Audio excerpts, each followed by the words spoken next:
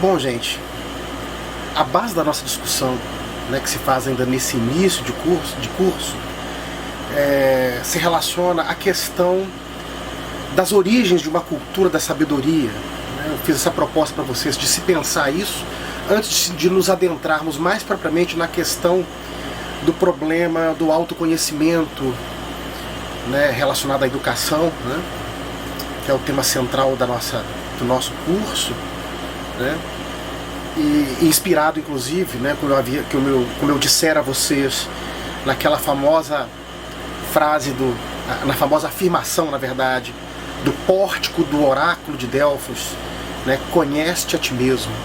Na verdade eram duas orientações que o oráculo dava, né, o grande oráculo de Delfos: conhece-te a ti mesmo e nada em demasia. E nós sabemos que o grande patrono do oráculo, né, e o oráculo de Delfos era considerado o oráculo mais importante da antiguidade, o seu patrono era Apolo. Na verdade, Apolo era o patrono de todos os oráculos. Obviamente que nós sabemos que os oráculos não se reduziam apenas a templos físicos constituídos em cidades, estados importantes da antiguidade, né, na Grécia Antiga, principalmente lá entre os séculos VII, V antes de Cristo, né, haviam oráculos também que eram pessoas, né, que proferiam, que tinham o poder de realizar o proferimento do futuro. Né? Então você tinha lá no próprio Édipo Rei, na própria tragédia de Sófocles, que nós vamos falar um pouquinho sobre ela, nós temos um oráculo que é o Tiresias. Tiresias é um senhor, né, que é cego, mas que tem o poder de prever o futuro. Então podemos considerar, de um modo geral, quando falamos de oráculo, é tudo aquilo que tem a capacidade de poder prever o futuro. Né? O jogo de tarô, por exemplo, o tarô seria um tipo de oráculo quando interpretado por uma pessoa hábil em fazer isso, né? Não deixa de ser um oráculo, porque, como eu disse, o oráculo é tudo aquilo que tem o poder da adivinhação, de prever o futuro, e portanto da adivinhação. Né? E curioso, porque as histórias relativas aos oráculos já remontam textos clássicos, já mais antigos. Né? Inclusive, também a fala de historiadores, como no caso de Heródoto, né, na obra dele chamada As Histórias, ou Historia, ele fala muito sobre os oráculos. Né? Então, de alguma maneira, quando nós falamos sobre a origem de uma cultura do saber, nós podemos nos reportar aqui, né, na nossa linha de raciocínio, inicialmente aos oráculos. Tá? É claro que nós nos reportamos a eles muito em função do fato de que eles tinham um certo tipo de elo de comunicação entre o mundo divino, ou dos deuses, né? Aí numa cultura politeísta que se acreditava em vários deuses, esse elo de conexão dos deuses com os homens. Né? É esse lugar privilegiado no qual os homens receberiam a mensagem divina dos deuses, e aí no caso principalmente de Apolo, onde lá havia uma sacerdotisa chamada Pítia, ou Pitonisa, que era uma jovem menina, mais ou menos com 16 anos de idade, né, adolescente, que passava por todo um ritual iniciático, né, para poder justamente, e passava também por um estado de transe, né, para poder justamente proferir os oráculos a todos aqueles que até então iam a Delfos ou a outros oráculos em outras cidades, por querer saber acerca do futuro, né, de suas vidas, dos generais, né, o futuro das batalhas, o futuro dos governantes, né, sobre o futuro das cidades. Né. Foi o caso de Édipo, por exemplo. Né. E aí, no caso dessa história, né, desse conto literário escrito por Sófocles, essa tragédia, né, o Édipo Rei ilustra muito bem essa relação que nós podemos estabelecer entre aquilo que consideramos como sabedoria divina já desde a antiguidade e a sabedoria humana. Isso realmente tem para nós, né, algumas implicações, né, tem algumas lições ou mensagens que nós podemos tirar dessa cultura originária do saber para podermos nos adentrar mais propriamente nas questões relativas à filosofia e à própria educação. Certo?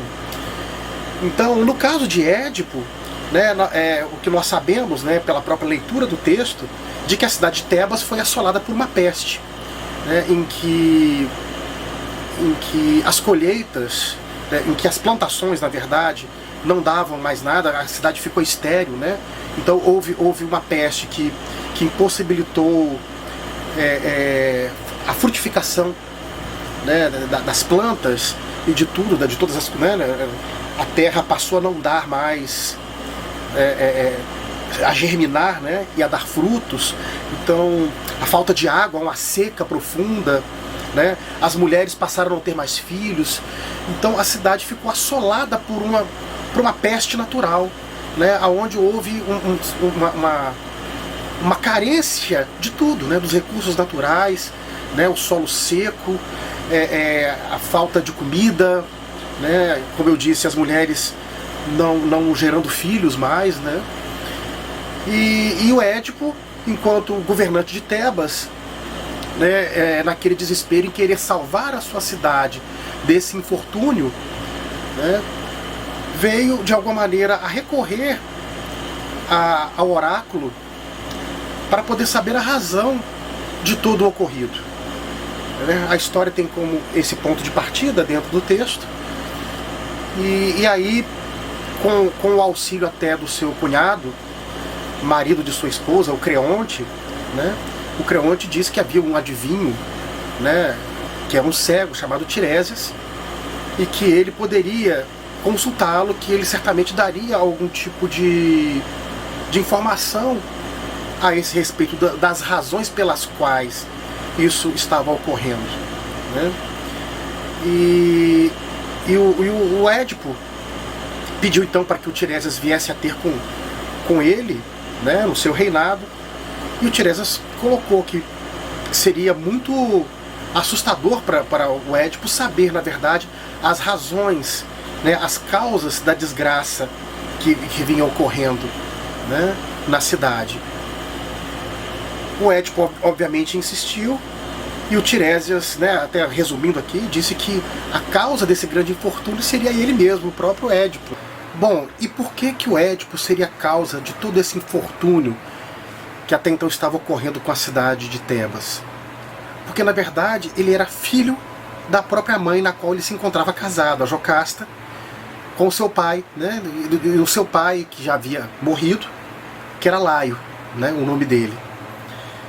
E para quem leu o texto, sabe muito bem que toda a história começou também quando um oráculo enviou uma mensagem a Laio, que era o antigo rei de Tebas, né, e para sua mulher Jocasta, que se transformou depois na própria mãe de Édipo, que é mais ou menos a seguinte, segundo se encontra até aqui no próprio texto, né, eu vou citar aqui.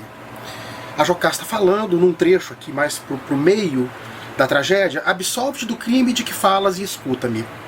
Verás que jamais criatura humana possuiu a arte de predizer, e dar-te-ei a prova disso em poucas palavras. Outrora, um oráculo chegou a Laio, não de Apolo, mas de seus sacerdotes. O destino que o esperava era morrer pela mão de um filho que nascera dele e de mim. Ora, Laio foi abatido por bandidos estrangeiros no cruzamento de 2 caminhos, segundo consta. Por outro lado, 3 dias após ter nascido a criança, Laio prendeu os seus tornozelos e mandou abandoná-la num monte deserto. Deste modo, Apolo não pôde fazer nem que o filho matasse seu pai, nem que Laio, como temia, morresse pela mão de seu filho. E era esse o destino que vozes proféticas nos comunicavam. Portanto, não dês importância a essas vozes. As coisas que Deus quer consumar, Ele próprio saberá revelá-las. Vejam bem que coisa curiosa, né? A Jocasta, mais o Laio, tentando fugir do próprio destino, entregaram Édipo, quando ainda criança, né, para um servo, para que ele levasse a criança para um monte, para um lugar, e lá executassem ela, tendo em vista que o oráculo havia previsto, né, que essa criança mataria o próprio pai e desposaria a própria mãe. E aí, na verdade, esse camponês, esse servo acabou encontrando um camponês e entregou o Édipo a esse camponês, né? Ele não teve coragem de executar a ordem que lhe fora dada pelo rei. E esse camponês cuidou de Édipo, né? Tornou-se o filho adotivo dele, né? Até que ele crescesse e tudo mais. E resumindo a história, né? Numa ocasião em que o Édipo também ficara sabendo do destino que lhe esperava, né, que era matar o próprio pai e desposar a própria mãe. Ele, então, revoltado, saiu da cidade onde morava e muito assim, muito confuso, né, perdido, né, e um pouco revoltado com essa situação, ao ter encontrado, ele num caminho encontrou com um pequeno grupo de homens comandados por um que era o Laio, né, que na verdade era o próprio pai, que era o rei, né, num tipo de encruzilhada.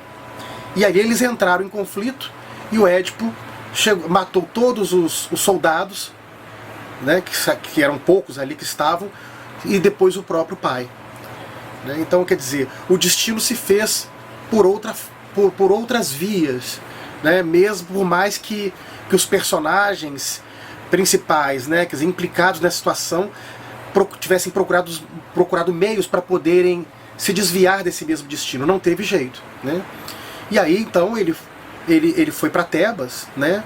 Lá ele constituiu a sua nova moradia e se tornou rei, né, desposando a sua própria mãe, em função do fato dele, Édipo, ter salvado Tebas da esfinge, né, resolvendo, na verdade, um enigma que fora proposto por né, pela esfinge. Né. Ele foi o único que conseguiu dar a resolução ao enigma da esfinge.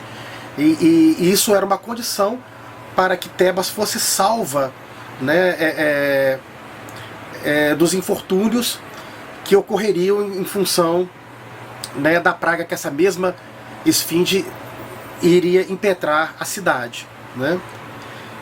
E então, quer dizer, tendo sido consumado o fato, né, do casamento com a própria mãe, o desenrolar dos acontecimentos chegou a um tal ponto em que, no final das contas, né, a origem da própria peste que assolava a cidade de Tebas era como se fosse um tipo de punição ou de resposta dos deuses a esse crime, né, que Édipo cometera contra o próprio pai, assim como um incesto cometido com a mãe. E no final da história todo mundo sabe, né, que foi justamente o fato da Jocasta, né, a sua esposa e ao mesmo tempo sua mãe, né, depois de ter descoberto todo o ocorrido e ter descoberto que na verdade Édipo era seu filho, ela se matou. O Édipo furou os próprios olhos, né, com a bijuteria da própria mãe, né, então se autopuniu e se autoexilou da cidade. Né. Então, quer dizer, é um final até bastante triste, né, o da história, né, da maneira como ela se consuma nas suas consequências e no seu final. Né. E aí uma questão que se coloca, né, é a seguinte, né, que diferentemente, uma primeira que nós podemos pensar, né, que diferentemente da sabedoria divina, a sabedoria humana não exerce um pleno controle sobre o seu próprio destino. Né. Então nós não temos, na verdade, um controle sobre as consequências das nossas ações. Né? E essas consequências, elas existem, porque na verdade não temos também o controle sobre as causas das mesmas ações. Né? Quer dizer, ou seja, quando agimos não temos noção das implicações que poderão advir do que fazemos. Esse é o caso de Édipo. Né? E de alguma maneira ele foi assaltado pelo seu próprio destino. Né? Nesse sentido, nós não teríamos nenhum controle sobre o nosso destino, e na verdade nós não o conhecemos efetivamente. E curioso, porque na crença dos gregos o destino era algo que era fortemente presente, né, na cultura grega. Né? Essa crença, né, de que nós estamos destinados a alguma coisa. E dessa forma podemos pensar que a distinção entre a sabedoria divina e a sabedoria humana se dá pelo fato de que a sabedoria humana ela não pode saber de tudo, ela não pode conhecer tudo. E isso é uma primeira mensagem, né, uma primeira referência que essa cultura divinatória nos dá, né, que é literária, que ela vai nos dar para quando nós nos adentrarmos para a esfera da filosofia, né, e das ciências de um modo geral, e da própria educação, de que o saber humano é um saber que é limitado. Ele tem né? Quer dizer, que nós estamos numa fronteira entre o conhecimento e a ignorância. E nesse sentido, isso se mostra diante mesmo da nossa própria condição existencial de ser, de estar no mundo, né? E, de algum modo, podemos pensar que o próprio Édipo não poderia ter o domínio completo sobre o seu próprio destino, e muito menos conhecê-lo, porque, de alguma maneira, não tinha o conhecimento acerca de si mesmo, né? Não tinha a noção mínima de que aquilo que ele fazia de si mesmo chegaria a aquelas repercussões, tal como ocorrera, né? Então, o Édipo, mesmo que bem intencionado, mesmo, né, que ele tenha procurado de todas as formas salvar Tebas, salvar a população de Tebas pelo próprio amor que ele tinha aos seus concidadãos, né, como governante, como se fosse um pai, né, o maior cuidado que ele tinha em relação a todas as questões relativas à cidade, por mais que ele tivesse procurado fazer o melhor possível, então nós não podemos pensar que Édipo foi mal voluntariamente, né? Existem até alguns comentadores que falam a respeito disso. Um deles é o próprio Dodds, né? E numa obra dele chamada Misunderstanding on Oedipus Rex, um artigo em inglês, né, em que o próprio Dodds fala a respeito disso. Então, por mais que o Édipo estivesse bem intencionado, né, em relação à própria cidade, em relação à sua conduta moral, né, de procurar fazer o melhor possível, ele não escapou do destino fatídico que o esperava. Muito em função de que a dificuldade é mais de ordem gnosiológica, mais de ordem intelectual, relacionada à visão de si mesmo, do que propriamente por um problema de ordem moral. Porque ele sempre teve boa vontade e uma boa intenção. Então é uma coisa curiosa, né? Desse ponto de vista, mesmo quando estamos intencionados a fazermos o bem, podemos errar, né? Imagine então se estivermos intencionados a fazer o mal. Quer dizer, essa é uma lição boa que o Édipo nos dá, né? Que ele nos coloca, né? E vocês vejam que a intenção de Édipo em fazer o melhor possível pela cidade e pelos seus concidadãos se deve até mesmo ao fato de que ele procurou de todas as maneiras examinar racionalmente todos os fatos que até então que até então estavam acontecendo, né, examinar toda a situação para justamente querer saber das suas origens, né, saber das causas que levavam aquele infortúnio. Não é à toa que ele consultou o próprio oráculo, né? Mas curioso porque, enfim, o Édipo não deixa de refletir, por conta de tudo isso, né, a própria finitude do conhecimento humano em relação à sua própria existência, ao seu próprio destino, né? E a própria insegurança da condição humana diante do mundo. Ora, nós não sabemos o que o futuro nos espera. Nós não temos nenhuma noção, ou muito pouca noção das dores, das provas, dos desafios nos quais iremos passar, né? Então, essa é uma mensagem que o Édipo passa para nós, né? Que a própria tragédia Édipo Rei passa para nós, né? Que o homem encontra-se defronte dessa desesperada insegurança da sua própria condição, né? Que muitas vezes nós não temos como fugir de certas situações ou de certos infortúnios, né? Porque na verdade não temos a capacidade de prevê-los anteriormente, e de que esse seria um poder divino dos oráculos.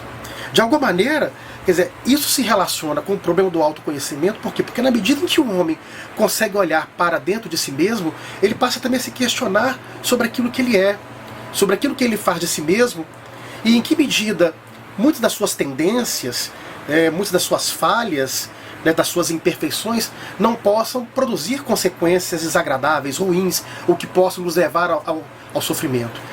Pode ser que a partir daí, né, possamos pensar que o Édipo que é para nós um grande exemplo dessa necessidade de nós olharmos para dentro de nós mesmos, não no sentido de fazer com que nós sejamos capazes de evitar todos os infortúnios do futuro, mas que, no entanto, ao fazermos isso, podemos de repente,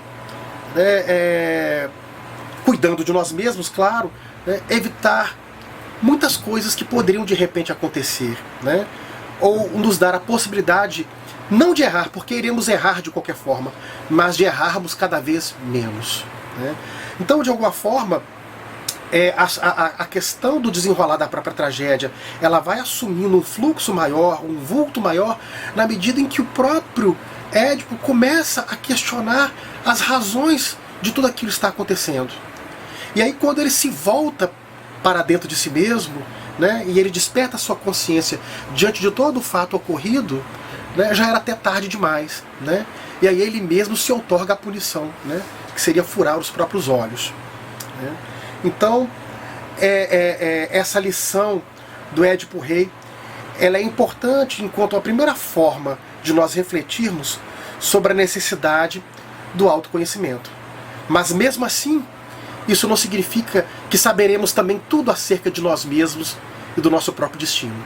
Mas mesmo que não saibamos, podemos sempre encontrar formas de podermos, de alguma maneira, nos autoaperfeiçoarmos, de corrigirmos a nossa conduta e de procurar caminhos que evitem certos infortúnios, né, mesmo que outros não sejam evitáveis. Certo? Certamente, se ele soubesse das consequências, né, que seria matar o transeunte no meio do caminho, de repente, né, se ele soubesse antes disso, certamente ele não teria feito, né? Mas é a questão, né? O ser humano, diante da sua finitude, ele não tem o controle sobre o seu destino e muito menos, e muitas das vezes, sobre as consequências das suas próprias ações. E de que, na verdade, o autoconhecimento poderia ser um remédio para evitar certas coisas, mesmo que não todas, porque sempre estaremos numa fronteira entre aquilo que sabemos, seja acerca de nós mesmos e do mundo, e daquilo que ignoramos. Mas que, através do conhecimento, né, em relação ao mundo e à realidade, e ao autoconhecimento, no que diz respeito a nós mesmos, nós podemos sempre, então, diminuirmos essa fronteira, né, no sentido de cada vez mais nos afastarmos da ignorância e atingirmos o saber. E veja que coisa curiosa, o problema do Édipo não é de ordem moral, mas é de ordem gnosiológica, de ordem intelectiva, do conhecimento dos fatos da realidade e do desdobramento dos mesmos em relação, né, ao seu próprio destino. E essa é uma boa lição que o Édipo Rei nos coloca, certo? Ora, em relação a essas questões, a gente volta a dar uma continuidade delas em nossas conversas, tá? E eu vou procurar também fazer outras falas com vocês a esse respeito. Mas fica aí, né, uma primeira leitura aqui do Édipo, através da minha fala, e também uma humilde interpretação. Tá certo? A gente volta a conversar então. Valeu, um abração a todos. Tchau, tchau.